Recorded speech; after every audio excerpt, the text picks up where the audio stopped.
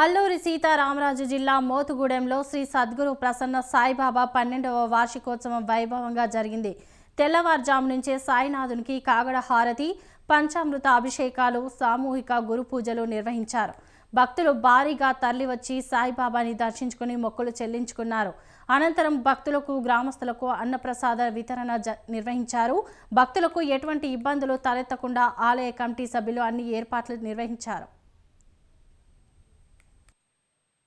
సాయిబాబా మందిరం 12వ వార్షికోత్సవం పురస్కరించుకుని మా గురుబంధువులు సోమిన శివప్రసాద్ గురుబంధువుల్ని అనుసరించి ఆయన చెప్పిన విధానం ప్రకారం ఈరోజు మోతుగూడెంలో సద్గురు ప్రసన్న సాయిబాబా మందిరం వార్షికోత్సవం 12వ వార్షికోత్సవం అందరూ కలిసికట్టుగా చేసుకోవడం జరుగుతుంది. ఉదయం పొద్దున్న తెల్లవారుజామున బాబా గారికి కాకడ హారతి, అనంతరం బాబా గారికి అభిషేకాల అనంతరం అలంకరణ అనంతరం ఇప్పుడు సామూహిక పూజలు సాయిబాబా వారి గురు పూజలు జరుగుతున్నాయి.